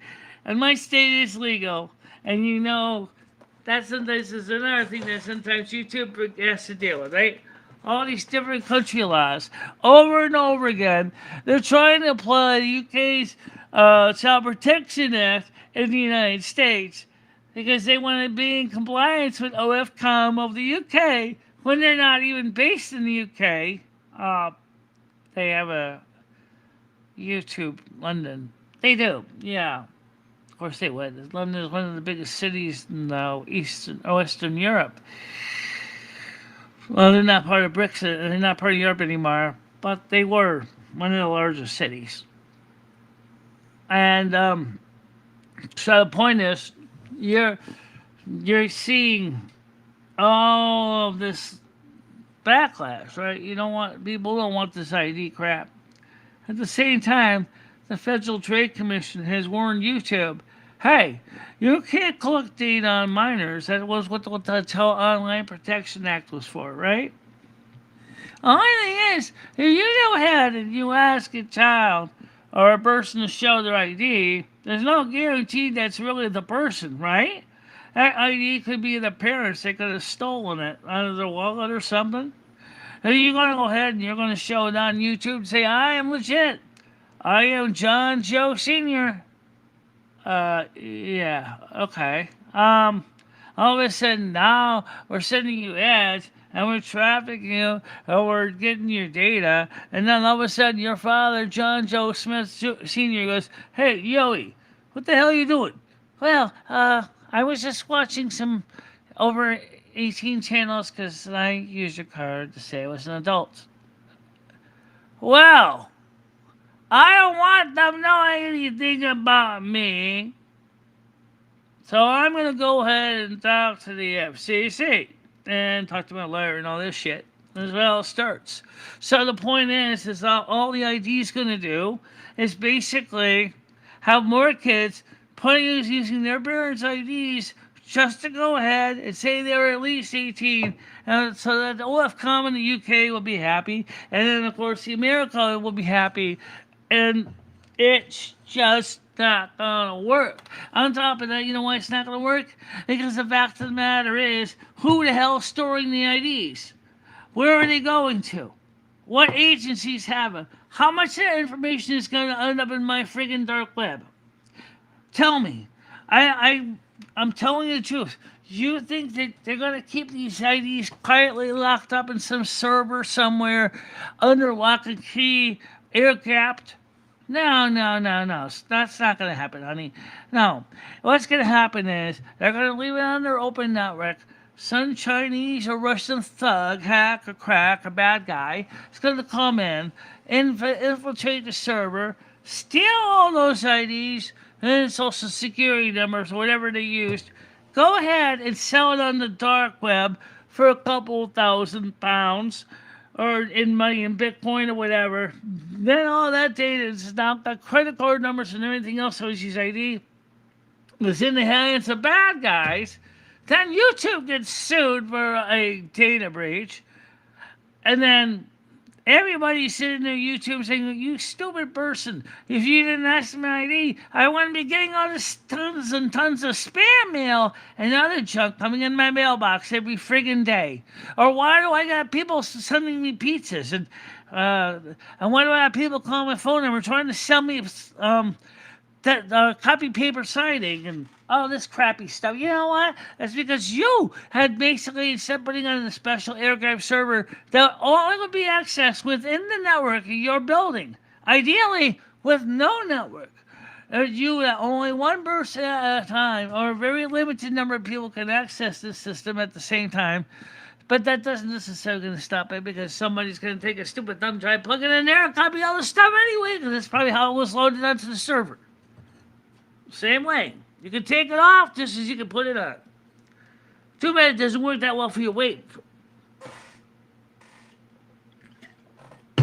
Think about it. Imagine it was so easy. Let me explain. You eat a couple Twinkies, okay? You put in a couple 100 calories. Fine.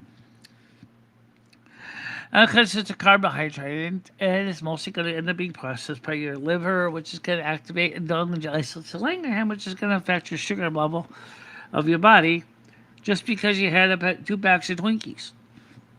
Normally, I still for your isocyanates to catch up, no problem. But then your body's storing all this Twinkies is fat. Fat. F-A-T.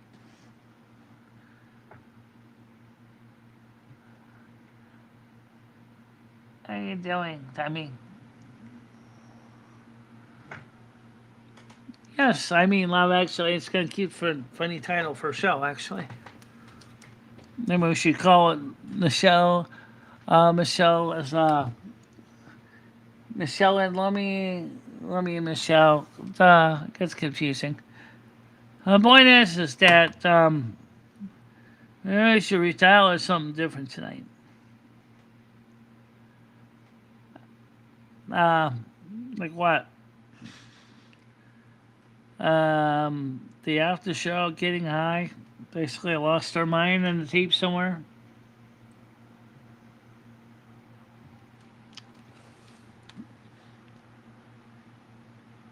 And don't forget, guys, that we still got about 43 minutes before my end of my birthday on the East Coast.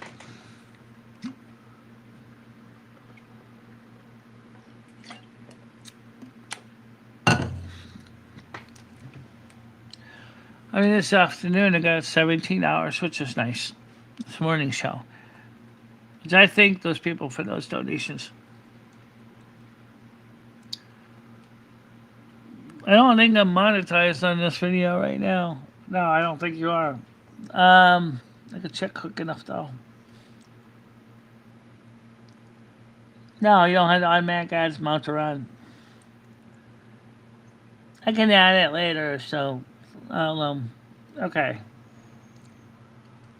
Yeah, so it's just a lot of stuff that goes on that sometimes just confuses the heck out of me. Well, here's one thing that I do love, and I still remain loyal because even though I'm terrible playing it right now, I'm getting better as a violin, and it's just taking me longer to play it. But I'm getting there. I'm getting there.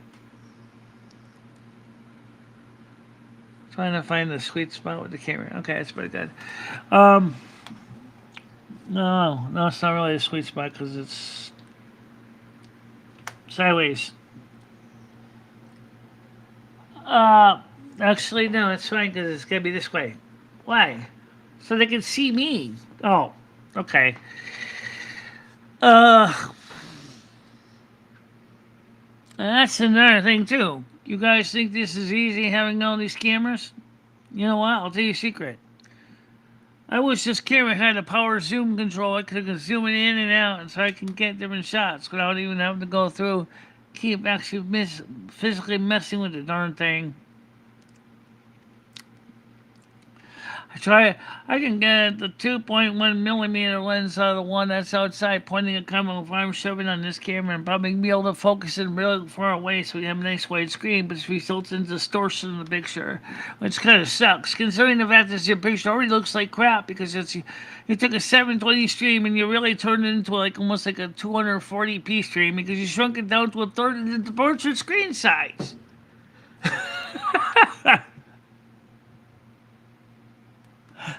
It's just true. It's just true. But then if you actually press the button, you try to make it bigger, what's going to happen? You're going to cut off pretty much almost everything. See? Oh, I have to look at my face all day. What if you want to look at the kitty cat? What if you want to see Rusty? You can't. Unless I move my head out of the way anyway. But let's say I was in the other mode, right? So I'm back here in this mode again. And while you still can't see Rusty necessarily, you can kind of see him. Oh, and I had the edibles earlier, but still, that's a good point.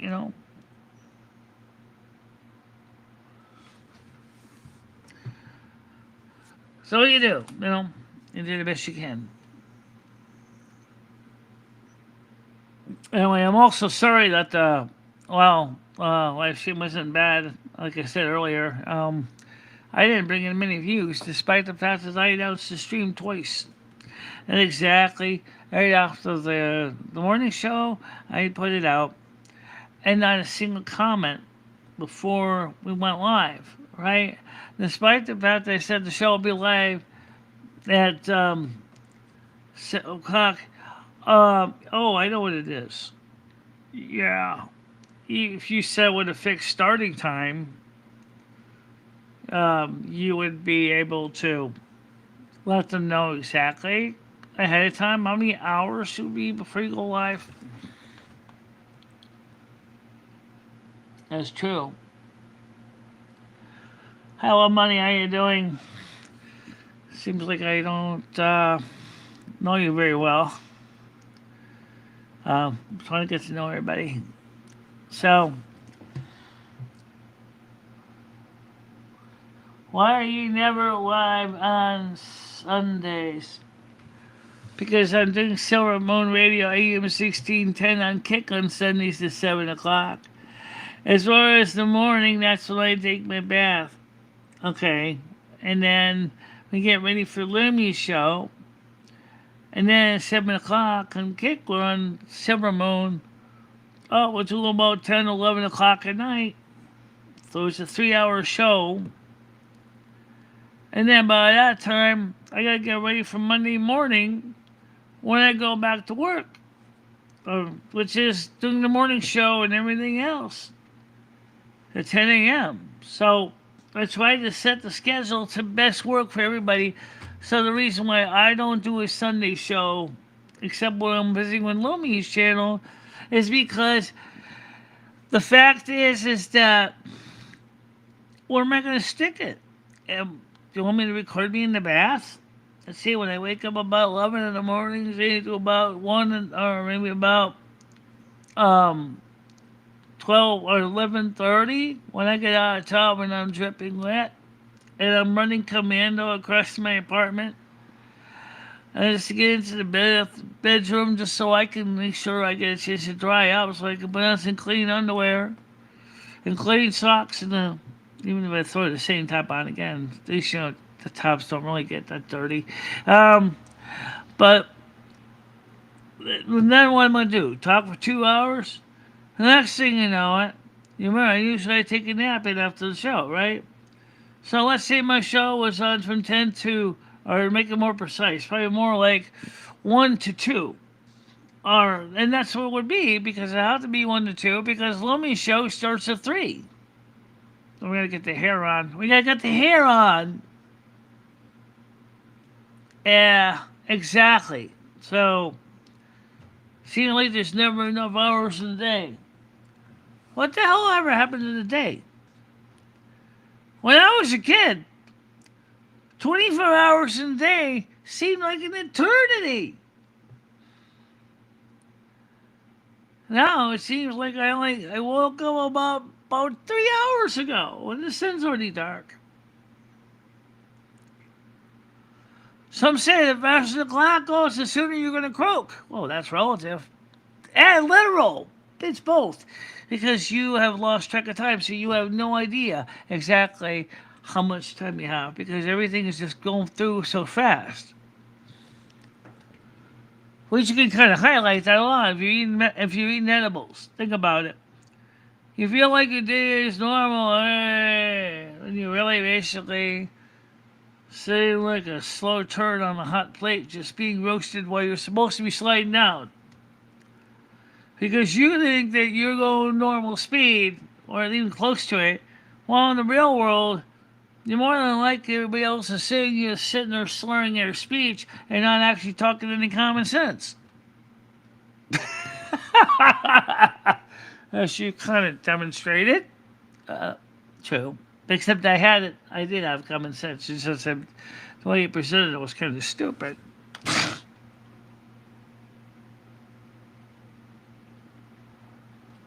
That's what I mean, Alex. That's what I'm talking about. You see, you're saying I'm talking too fast. Oh, where I am right now in my feeling, I feel I'm talking too slow. So I realized that I have to talk slow because in your world I'm talking too fast.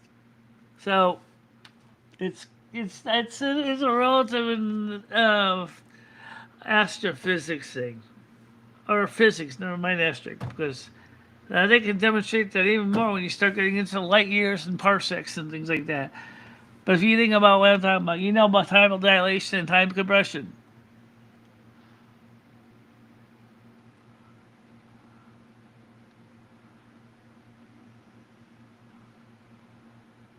Well, depending on what I was doing that night, I may have had a edible or something. And now look what you get. Listen to this one. Does it make any sense to you? I mean, it kind of does to me, but then I'm the one who's under the influence of the THC, right? So how would I know what's right, what's wrong, and if I said something wrong or whatever? It wasn't like I tried to.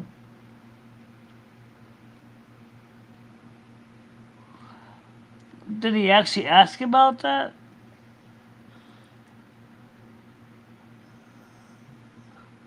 Bolivia. Okay, Alex. What about an after show run, like we used to do when the show used to end about 10 o'clock, and then the after show would run for about an hour, sometimes less, sometimes less.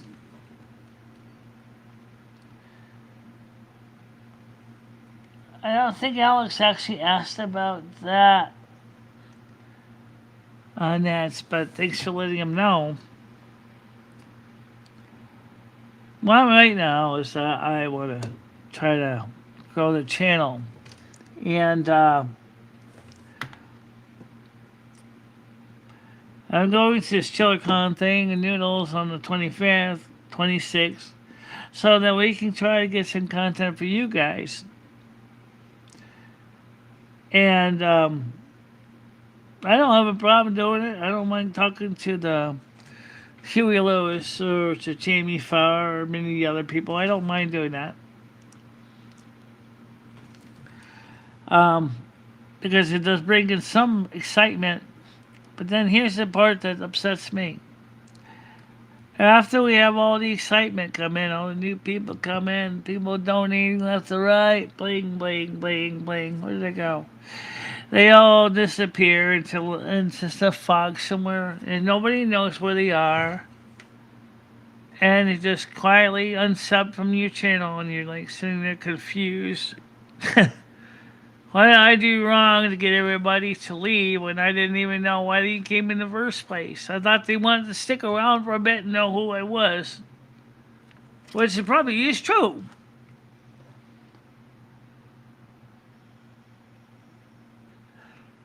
I mean, first of all, let me say one thing for the channels like mine out there on YouTube, and there's a lot of them. If you think you're gonna make a ton of money doing live streams, you might. But if you're a channel like mine, the chances of you getting a lot of people to stick around and talk to you is like slim to none. I'm talking about 100 plus 200 people. Okay. Then the fact of the matter is, you're going to be basically sitting out there for 3 to 4 hours doing that stream just to get those subscribers. Well, your side chat is reading off like basically like a line printer and a computer installation. A chat going at like 200 chats per minute, and you're wondering why you can't keep up. um, we used to do it after Silver Moon.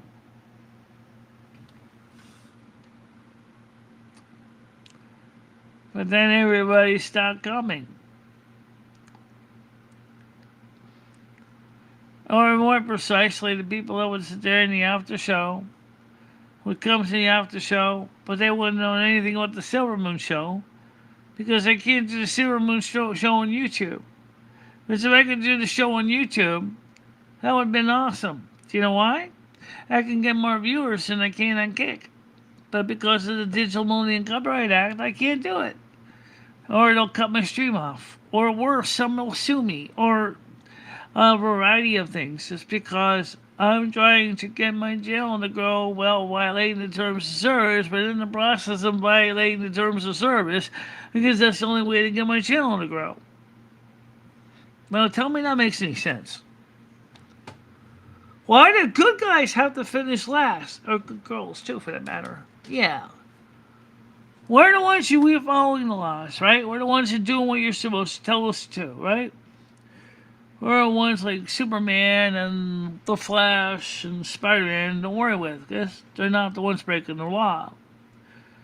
And then you got the guys that are breaking the law, which those three characters, including Batman, go after, are basically sitting there in expensive layers, basically with their own security team and their own basically bunkers, locked up tighter than a cockroach in a bar of peanut butter. Jar of peanut butter. Like, tell me something that makes any sense. They're living lives of luxury because the fact is that they realize how to break the rules so they can grow ahead because that's what it took. While the honest guys are trying to do the job by the law, it's basically sitting there getting through mediocre results. Compared to the rich guys that are basically selling out tons by violating the law. Go figure.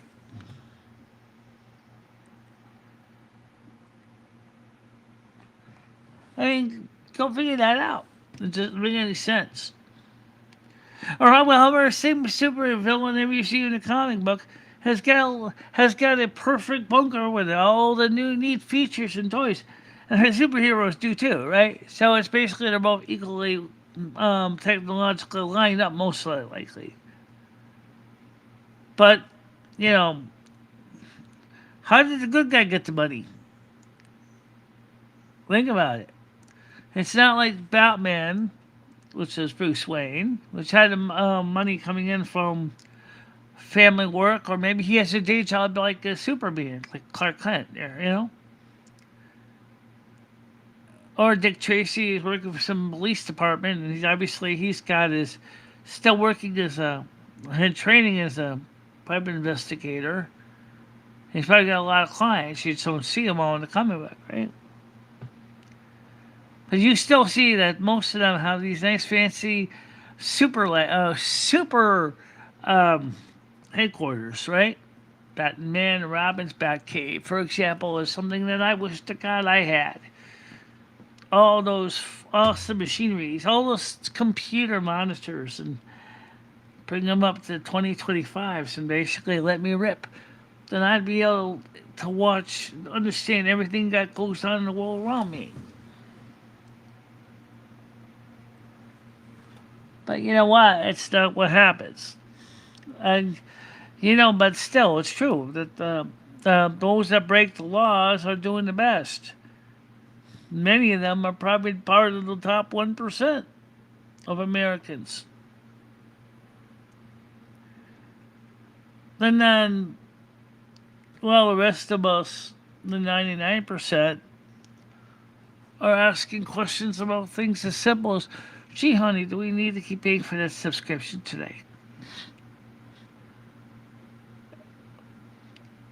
Or, gee, should we buy hot dogs and macaroni and cheese, or should we go ahead and just figure out make our own, take our own flour and semolina, we make our own noodles and basically milk our own cow and get the cheese out of that? What I mean by that is that people get these subscriptions, right? And like Hello Fresh and all of that, which is a great idea. I don't mind the idea of Hello Fresh. I don't know what the prices are, but I could check them out later on. But that's money that goes away out of your wallet, just like that, right? That's out of your what they call discretionary funding. Housing, utilities is not discretionary. Food is kind of in the middle because it's kind of discretionary because you can still eat out. You can still go out there and order takeout or, pick up, right? Or takeaway. Or you can just have some more schmuck come up and deliver to you and pay a courier charge just to get the food.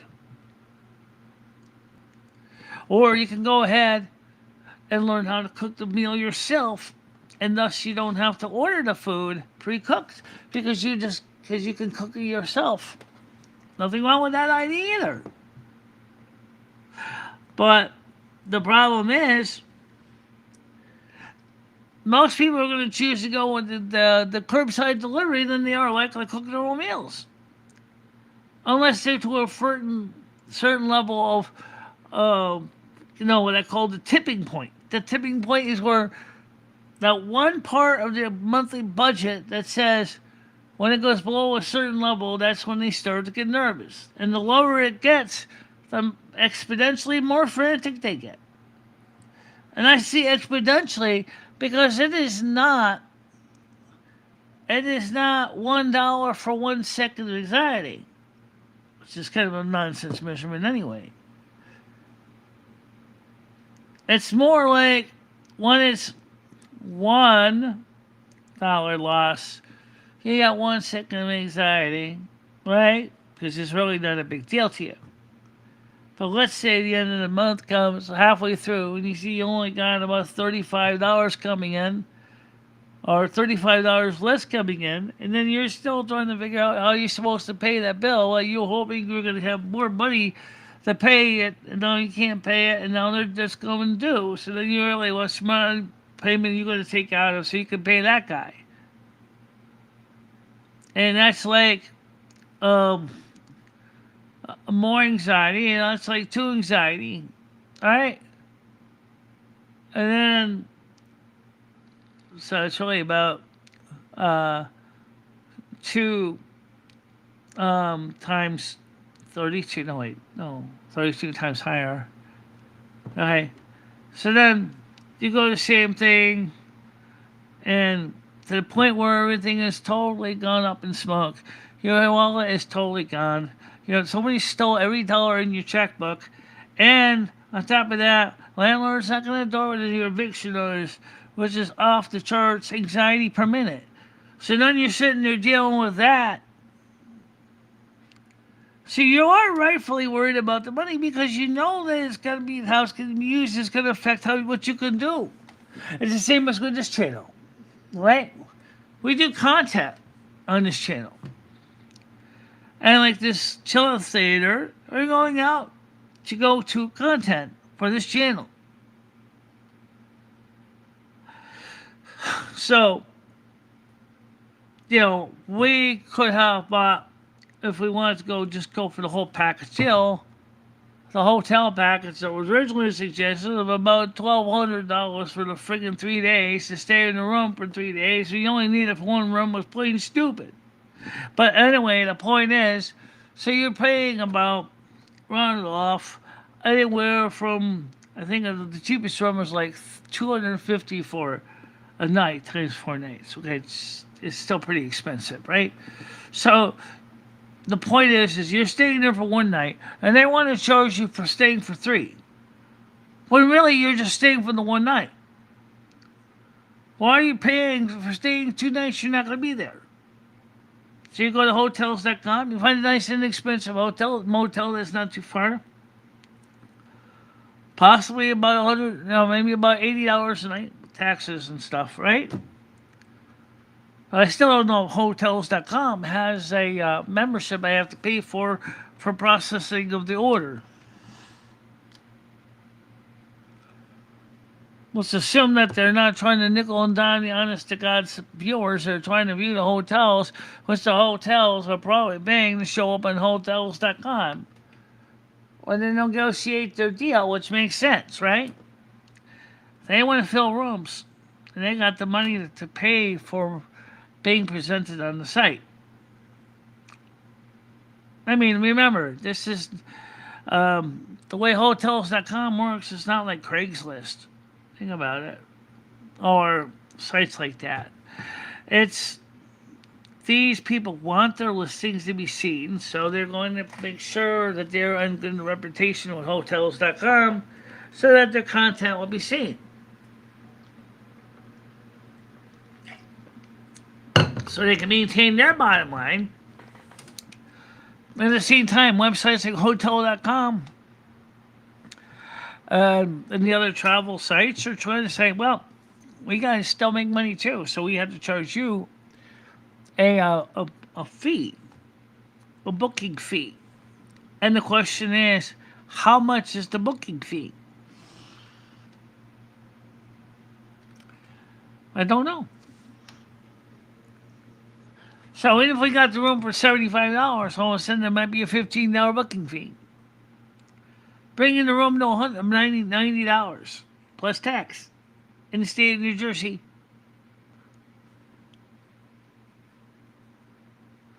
Everything now in this day and age has got their stupid finger in your wallet. Everybody. If they don't charge you by a monthly subscription, they're charging you by your time of having to watch content that either A, isn't worth the ads that is packed into them, or the content is so mediocre that the ads are more comfortable than the content. or you want to have a situation where just to see the stupid inane content in the first place, you have to pay $29.99 a month. And then you pay that, and then they hook you on it for the whole month. Oh, now guess what? Every month they're going to charge your credit card or your debit card, heaven forbid. And then you're going ahead and going, okay, well, why do I don't like the content? Well, depending on you cancel, you may actually not be charged for the next month's billing cycle. Great, so I gotta watch that now too, huh? While I'm watching stupid content, you want me to worry about something that you should automatically be able to turn it off ahead of time.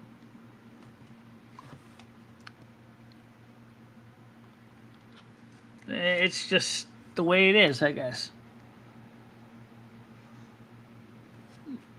I'm thinking it's almost time to get ready to wrap it up. Oh, yeah, I agree. 14 likes, 147 views. Average viewer engagement is 4 minutes and 46 seconds. It's not exactly the most coherent conversation in the world, but the most important thing is I hope that people realize that I'm. Let's just check one thing on this thing. What's that? Uh, Make sure that you don't actually have this thing. Uh,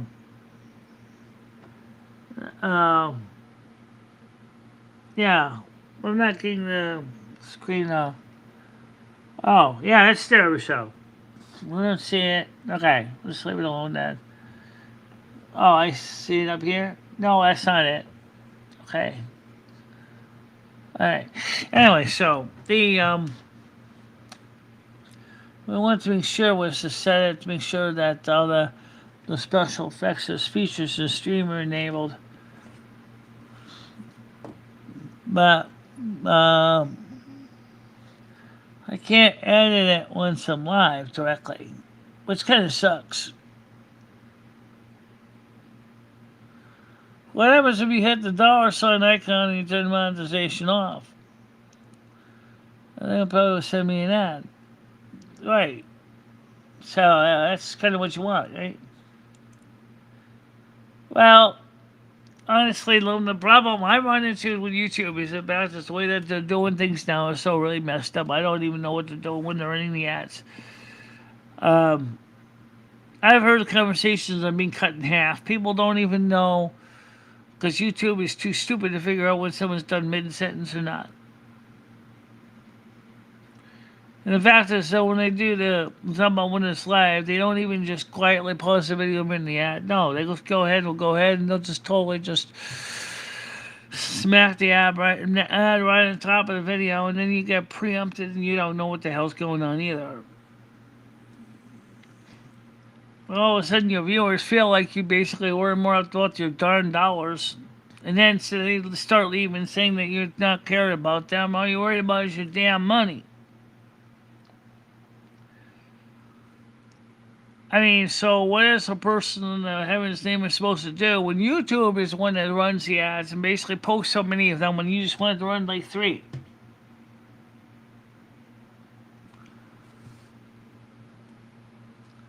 They'll figure that one out. We'll just put full screen in anyway so you can see me better. I mean, I turned it on because some people were saying, there you go, there's the crap shit I'm talking about. Look at your screen, honey. Where's all the other pixels? Where's all the other pixels on the side that are chopped off, honey? You just threw away 2 freaking thirds of the screen. You just threw away 2/3 of the other screen if you have it inside the portrait. That tiny postage yet. Exactly. 2/3 of your stream space is wasted.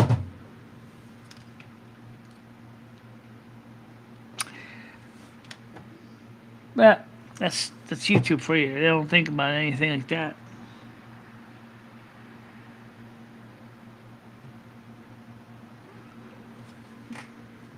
It's true. They don't. They just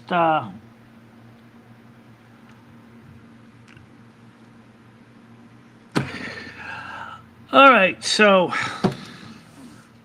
I'm seriously glad I want to finish this coffee and then I'm gonna get ready to wrap it up.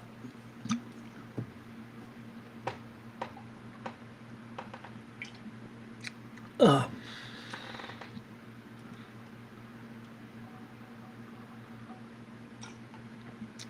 So do I monetize this or not monetize this? I don't know.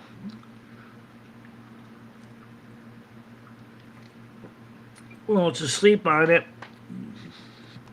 and or just turn it on tonight. It's up to you.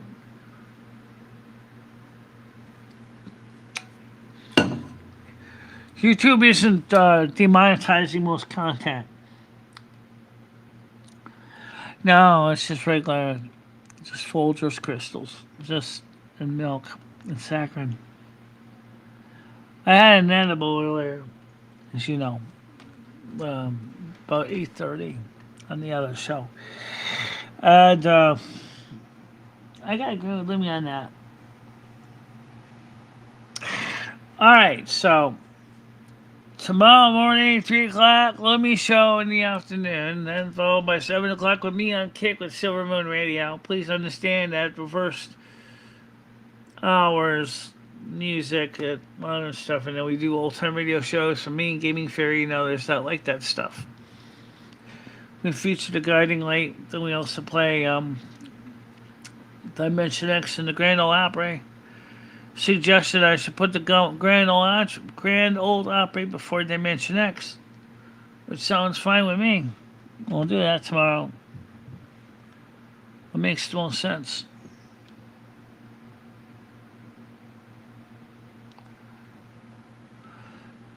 So, we'll see you in the afternoon. And let me see, I'm sure she'll be on there. Usually do. Yeah. And then see you at 7 o'clock on my show tomorrow night. And don't forget, I will be live tomorrow at 3. Yes. Okay, so everybody, thank you very much, Parasol. I do appreciate that. I know we didn't get have the most exciting birthday party at all. It wasn't bad. So there was no hookers and spiked beer and stuff or anything like that. Or a big giant keg. A digital keg everybody could drink out of. That's a neat idea. Oh, the Simpsons talked about virtual food. Why not virtual beer? I don't know how that would work because alcohol is really weird stuff. What it does to your body. Yeah.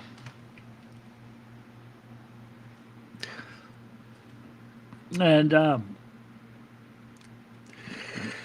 right, guys. So I'll see you in the morning. Let me make sure to zoom out enough so you can see me a little bit before I disappear. So see you guys later. Oh, there we go. Bye bye. Bye bye, guys.